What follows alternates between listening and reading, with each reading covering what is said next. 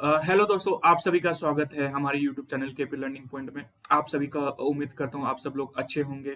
तो इस वीडियो में हम पढ़ने जा रहे हैं महाकुंभ के बारे में। तो महाकुंभ जो है आपका करंट अफेयर का काफ़ी इंपॉर्टेंट टॉपिक है। अगर आप कोई भी एग्जाम देने जा रहे हैं, वन डे कॉम्पिटिटिव एग्जाम या मेंस का एग्जाम जो आ रहा है यूपी पीसीएस का, बिहार पीसीएस का, तो उसमें एक डिटेल क्वेश्चन जरूर पूछा जाएगा। तो इस वीडियो में मैंने सारे एब्सेप्ट को कवर करने की कोशिश की है। तो चलिए वीडियो की शुरुआत करते हैं। महाकुंभ यानी कि कुंभ जो है, कुंभ के वर्ड से ही आप मतलब निकाल सकते हो कि कुंभ का मतलब जो रहता है कि लोगों की गैदरिंग। ठीक है, लोगों की गैदरिंग रहती है काफी लार्ज नंबर्स में। क्यों गैदर होते हैं, ठीक है, कितने समय बाद गैदर होते हैं, कहाँ कहाँ गैदर होते हैं, इस वीडियो में आपको सभी जवाब मिलेंगे। और जो महाकुंभ का मेला है आप देखेंगे इतना लार्जेस्ट स्केल में रहता है, एक पूरी तरीके से फेस्टिवल बनाया जाता है। अराउंड 45 डेज 50 डेज के अराउंड ये जो कुंभ का मेला जो रहता है ये चलता है। मकर संक्रांति से आप देखेंगे स्टार्ट हो जाता है शिवरात्रि तक। तो ये फेस्टिवल जो चलता है एक अपने आप में एक नई उमंग पैदा करता है हमारे भारत के संस्कृति में। हमारे भारत का जो इतिहास है उसको जितना भी हम जो प्राउड मूवमेंट रहता है वो पूरी तरीके से आप सपोज कीजिएगा कि एक लार्जर देन लाइफ मूवमेंट जो है ये प्रेजेंट करता है हमारा जो ये महाकुंभ का मेला होता है। तो जैसे कि आप देख सकते हैं कि महाकुंभ जो है अ महाकुंभ का मेला जो है 12 साल में एक बार होता है। ये हिंदू फेस्टिवल नॉर्मली इसे माना जाता है। जो 12 साल में एक बार होगा और ये 4 जगह पे रहता है। 4 जगह में जो सी है आप देखेंगे हरिद्वार, प्रयागराज, नासिक, उज्जैन। तो आप लोगों को मन में डाउट हो सकता है कि ये 4 जगहों पे क्यों होता है? बनारस में क्यों नहीं होता? बंगाल के किसी शहर में क्यों नहीं होता? या किसी और फलाना शहर में क्यों नहीं होता? तो इसके पीछे एक हिस्टोरिकल रीज़न है, उसको अभी हम देखेंगे। तो ये 12 साल में इन सभी जगह पे रहता है जो पूर्ण कुंभ का मेला रहता है। एक अर्धवार्षिक अर्ध जो रहता है अर्ध कुंभ का मेला रहता है वो 6 साल में रहता है। तो ये 4 साल में जो देखेंगे आप देखेंगे हरिद्वार, प्रयागराज, नासिक, उज्जैन में ये देखिए 3 इयर्स के गैप में रहता है। यानी कि 3 इयर्स के बाद इधर हरिद्वार में हो, फिर 3 साल बाद कितने में हो जाएगा प्रयागराज, फिर नासिक, फिर उज्जैन। तो यानी कि हर शहर को जो है अपना जो उनका नंबर जो आता है 12 साल में एक बार वापस कुंभ का मेला वो ऑर्गेनाइज कराते हैं। ठीक है, तो ये 4 जगह है जो नॉर्मली आप देखेंगे और ये लार्जेस्ट रिलीजियस गैदरिंग होती है। पूरे वर्ल्ड में कोई भी रिलीजियस फेस्टिवल ऐसा नहीं है कि इतनी ज़्यादा भीड़ वो गैदर अटेंड करता हो। इस बार की जो नॉर्मली हमारी संभावना है 35 से 40 करोड़ लोग जो है वो गैदर होंगे इस गैदरिंग में, अ, कुंभ के मेले में। अब यूनेस्को ने जो है इसको जो है एक मान्यता प्राप्त दी है। यूनेस्को में आप देखेंगे कि कल्चर हेरिटेज की लिस्ट वो निकालते हैं जिसमें आप देखेंगे रामलीला जो था पहले से इंक्लूडेड था। हमारे जो डांस थे सतिया डांस, ठीक है, वो भी इंटेंजिबल कल्चर में थे। तो 2017 में जो है कुंभ के मेले को भी इसमें इंक्लूड किया गया। तो ये क्वेश्चन जो है आपसे पूछा जा सकता है कि कुंभ का मेला जो है कौन से ईयर में जो है यूनेस्को ने एडिट किया था अपनी हेरिटेज लिस्ट में। तो आपको ये याद रखने की जरूरत है। अब अगर हम इसका हिस्टोरिकल सिग्निफिकेंस देखें तो हिस्टोरिकल सिग्निफिकेंस हम देखते हैं कि हमारा जो रहता है ना ये काफी प्रीवियसली डेट पे जाता है जब समुद्र मंथन हो रहा था। अब समुद्र मंथन क्या था? समुद्र मंथन ये था कि देव और असुरों में लड़ाई थी। अब देव और असुरों में जो लड़ाई थी वो अमृत को लेके थी कि जिसको अमृत मिल जाएगा वो हमेशा के लिए अमर हो जाएगा। ठीक है, तो उसको लेके देव और असुर दोनों आपस में लड़ रहे थे। अब इसी लड़ाई में क्या रहा कि अमृत की कुछ बूंदे पृथ्वी की 4 जगह पे गिरी। तो वो 4 जगह कौन-कौन सी थी जो हमने अभी डिस्कस की थी, जहाँ पे कुंभ का मेला होता है, वो था हरिद्वार, प्रयागराज, नासिक और उज्जैन। ये 4 जगहों पे हुई। ठीक है? तो उसमें जो ये 4 लोकेशन पे जहाँ पे आप देखेंगे कि ये हमारा अमृत गिरा, वहाँ पे कुंभ का मेला बनाया जाता है। और ये पर्टिकुलर आप देखेंगे कि ये ऐसा नहीं है कि कभी भी किसी साल उठ के मुँह उठा के बना लिया। इसके एक नॉर्मली प्लैनेटरी जो रहते हैं ना, हमारे जो प्लैनेट्स हैं, उनकी एक पर्टिकुलर आप देखेंगे लोके वो रहती है कि पोज़ीशन होती है। जब वो पोज़ीशन वापस अटेंड करते हैं उसी प्रकार, तब हमारा जाके ये कुंभ का मेला बनाया जाता है। तो इसमें आपको ध्यान देने की बात है कि आप अगर एग्ज़ाम पॉइंट ऑफ व्यू से आप इसको देख रहे हैं इस वीडियो को, तो 4 आपसे यानी कि टाइप्स ऑफ कुंभ के मेले आपको पता होने चाहिए, जो आपसे एग्ज़ाम में पूछे जा सकते हैं। जैसे कि पूर्ण कुंभ का मेला आप देखेंगे कि ये 12 साल में 1 बार होता है, ठीक है? और 4 लोकेशन पे रहेगा, जैसे कि मैंने आपको बताया था हर 3 साल के गैप में एक जगह पे रहता है। देन अर्ध कुंभ का मेला हर 6 साल में रहेगा। देन महाकुंभ का मेला जो रहता है 144 साल, यानी कि जब 12 पूर्ण कुंभ के मेले हो जाते हैं तब जाके महाकुंभ का मेला होता है। तो ये जो कुंभ का मेला है जो इस बार प्रयागराज में हो रहा है, ये महाकुंभ का मेला है। तो इसकी जो आपके जो लाइफ टाइम में जो रहता है ये काफी स्पेशल आप देखेंगे कि ओकेजन है।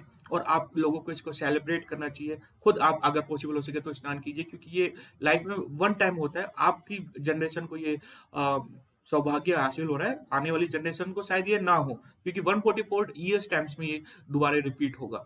अब एक जो रहता है एनुअल माघ मेला आप देखेंगे, ये जो रहता है प्रयागराज में हर साल रहता है, जो कि वहाँ पे बनाया जाता है। अब इसके हम ना प्लैनेटरी वो देख लेते हैं कि क्या हमारा इसमें पोजीशन रहती है, तब हम ये बनाते हैं। ये आपके जो है आप अगर डिटेल में आंसर लिख रहे हैं अपना एग्जाम में, तो उसमें आप ये पॉइंट्स इसमें मेंशन कर सकते हैं। जैसे कि आप देखेंगे डेट्स बहुत ज़्यादा सिग्निफिकेंस देती है। जैसे हरिद्वार में कब आप कुंभ का मेला बनाया जाता है, तो हरिद्वार में कुंभ का मेला जब बनाया जाता है जब जुपिटर यानी कि बृहस्पति जिसको हिंदी में बोलते हैं वो कुंभ की राशि में आ जाए। एक्वेरियस यानी कि कुंभ बोलते हैं एक्वेरियस को, कुंभ की राशि में आ जाए, और जो सन है वो होगा मेष राशि में। ठीक है, सन जब मेष राशि में रहेगा और जुपिटर जो रहेगा कुंभ की राशि में रहेगा, तो हरिद्वार में तब प्रयागराज यानी कि हरिद्वार में जो है कुंभ का मेला बनाया जाता है। उसी प्रकार इस बार जो प्रयागराज में बनाया जा रहा है, तो बृहस्पति जो है टोरस राशि में, टोरस यानी कि वृषभ राशि में होगा, और जो सन और मून है वो मकर राशि में रहेंगे, यानी कि कैप्रिकॉर्न राशि में जब वो रहते हैं तब प्रयागराज में बनाया जाता है। नासिक में उसी प्रकार आप देखेंगे, नासिक में लियो जब साइन में रहेगा, और वहीं उज्जैन में जुपिटर लियो और सन जो रहेगा एरिस राशि में होता है यानी कि मेष राशि में, तब वहां पे जाके आप देखेंगे कि कुंभ का मेला आयोजित किया जाता है। अब रिचुअल्स हम देखते हैं कि क्या रिचुअल्स रहते हैं हमारे। रिचुअल्स यानी कि अगर मैं एग्जाम पॉइंट ऑफ व्यू से बोलूँ, आपसे सिटी पूछी जा सकती है, सिटी के बाद आपसे ना रिवर पूछी जा सकती है कि कौन कौन सी रिवर्स पे जो है ना कुंभ का मेला जो है आयोजित किया जाता है। तो आपको पता होना चाहिए 4 रिवर जो मेन है, एक है गंगा, यमुना, गोदावरी एंड शिप्रा। कुछ बच्चों को डाउट हो सकता है कि यमुना पे तो बनाया नहीं जाता। यमुना पे बनाया जाता है, जैसे कि आप देखेंगे त्रिवेणी जो है, जो एक कई बार एग्जाम में क्वेश्चन पूछा जाता है, त्रिवेणी, त्रिवेणी घाट कौन से शहर में पड़ता है, तो त्रिवेणी आप देखेंगे असंगम घाट जिसके भी बोलते हैं, वो प्रयागराज में मिलता है, जहाँ पे 3 नदियों का संगम होता है। कौन कौन सी नदी है वो है पहली गंगा, फिर यमुना, देन सरस्वती, सरस्वती नदी। एक पर्टिकुलर लोकेशन है वहाँ पे मार्क्ड होती है, अगर आप कभी प्रयागराज गए हो या आपको जाने का अवसर मिले, तो बिल्कुल इस लोकेशन पर आप जरूर जाइएगा, तो आपको पता लगेगा तीनों नदी आपस में वहाँ पे मिल रही है। तो सरस्वती नदी है, वो हमारे अभी जो है फ्लो नहीं करती, क्योंकि पहले माना जाता था कि वो फ्लो करती थी, तो वो तीनों नदी पर्टिकुलर उस लोकेशन में जाके मिला करती थी। तो वो जो है संगम यानी कि त्रिवेणी माना जाता है, वहाँ पे जो है अमृत की बूंद गिरी थी। तो वहाँ पे नॉर्मली नहाने यानी कि स्नान करने के लिए काफी वो क्लोज जगह रहती है, वहाँ पे हर किसी को अलाउड करते भी नहीं है। ठीक है, तो जो नदियां हैं जिन जिन पे कुंभ का मेला होता है, गंगा नदी है, गंगा और यमुना नदी प्रयागराज में। ठीक है, गंगा नदी जो है हरिद्वार में भी रहेंगी, गोदावरी और शिप्रा जो है आप देखेंगे उज्जैन और नासिक में आपको देखने को मिलेगी, जब वहाँ पे कुंभ के मेला होता है। जब कुंभ का मेला रहेगा तो ये इसलिए स्पेशल हो जाती है क्योंकि जितने भी साधु संत होते हैं ना, वो वहाँ पे गैदर करते हैं। ठीक है, वहाँ पे स्नान करते हैं।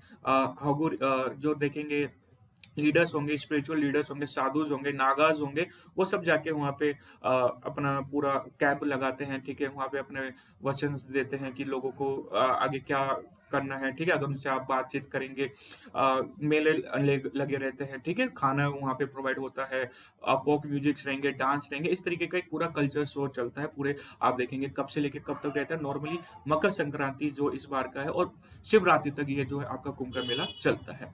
अब आगे जब हम देखते हैं कि अभी आज के टाइम में इसका क्या सिग्निफिकेंस है, अब आपको ये एग्जाम पॉइंट ऑफ व्यू से आपको ध्यान रखना है कि जो हमारा जो कुंभ का मेला है ना, वो हमारे कल्चर और स्पिरिचुअल प्रैक्टिस को ना एक दूसरे को क्या करता है, कोलाइन करता है, साथ में मिला के चलता है।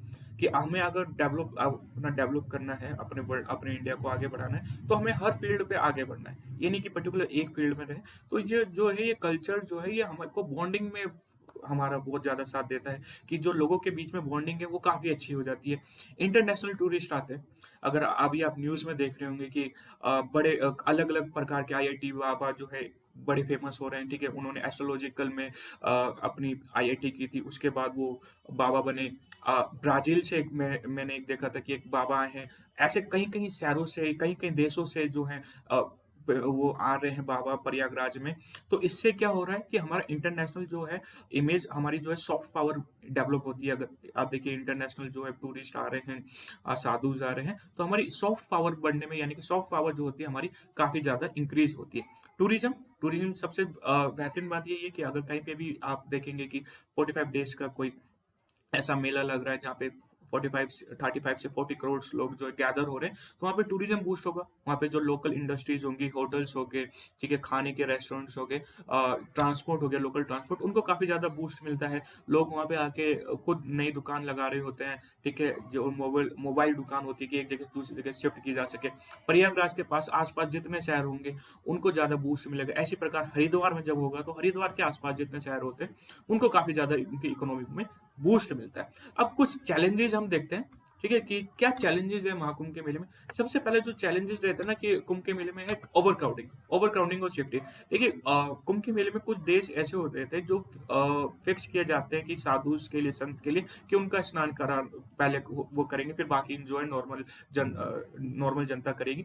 तो ओवरक्राउडिंग काफ़ी ज़्यादा हो जाती है, तो सेफ्टी का काफ़ी ज़्यादा इश्यू होता है, तो सरकार और पुलिस को उस पे काफ़ी ज़्यादा ध्यान देना पड़ता है कि ज़्यादा भी भीड़-भाड़ ना हो, ठीक है? और दूसरा क्या है, एनवायरमेंटल डिग्रेडेशन। अब देखिए, अभी हमारी ज़िम्मेदारी है, केवल सरकार की ज़िम्मेदारी नहीं है, हमारी खुद की ज़िम्मेदारी है। अगर आप वहाँ पे जा रहे हैं कुंभ के मेले में, तो आप वहाँ पे कोई भी प्लास्टिक ना फेंकें। ठीक है, आप रिवर में जा रहे हैं, गंगा मैया में आप स्नान करने जा रहे हैं, तो वहाँ पे जो है आप नॉर्मली आप सपोज़ कीजिए कि वहाँ पे क्या करें कि आप कोई गंदा सामान उसमें ना फेंकें। आप इसी प्रकार से कोई प्लास्टिक, खाने का सामान आस-पास आप रिवर के पास ना ले जाएँ। तो ये हमें खुद भी ध्यान देखना पड़ता है और गवर्नमेंट को भी इसमें ध्यान देना पड़ता है कि वहाँ पे आप सपोज़ कीजिए एनवायरमेंटल डिग्रेडेशन, आप पानी में कुछ फेंक कर आ रहे हैं, तो इस तरीके का आपको ध्यान रखना पड़ता है। पब्लिक हेल्थ कंसर्न्स, अब हेल्थ कंसर्न्स इसलिए हो जाते हैं, अब 35 से 40 करोड़ लोग वहाँ पे गैदर होंगे। तो वहाँ पे हॉस्पिटल्स जो है पूरी तरीके से हाई अलर्ट पे होने होते हैं कि कहीं कोई इवेंट अगर अकर हो जाए, तो वो जो है वहाँ पे क्राउड को मैनेज कैसे कर सके, या सपोज कीजिए सैनिटेशन हो, साफ सफाई, वो पूरी तरीके से ध्यान रखना पड़ता है। देन रिसोर्सेज मैनेजमेंट, अब 35 से 40 करोड़ लोग आ रहे हैं, पूरे शहर तो उनको सबको गैदर वो नहीं कर पाएगा, तो वहाँ पे एक टेंट सिटी बनाई जाती है। आप देखेंगे इतने एकड़ में कुंभ का मेला हो रहा है, तो वो नॉर्मली वहाँ पे टेंट सिटी बनाते हैं, वहाँ पे लोगों को रहने के लिए जगह देते हैं। अब वहाँ पे जो सिक्योरिटी फोर्सेस आएंगी, वो देखेंगे, उनके लिए भी अलग से फैसिलिटीज चाहिए होती है। तो ये पूरी सरकार को देखना पड़ता है कि रिसोर्सेज जो अच्छे से एलोकेट किए जाए, जो फूड की सप्लाई है वो अच्छे से मेंटेन है, और लास्ट में सिक्योरिटी एंड लॉ एनफोर्समेंट। तो सिक्योरिटी जो है, सिक्योरिटी फोर्सेज के लिए काफ़ी ज़्यादा चैलेंजेस हो जाता है, क्योंकि इतने ज़्यादा लोग गैदर हो रहे हैं, सबकी सेफ्टी इंश्योर करनी है।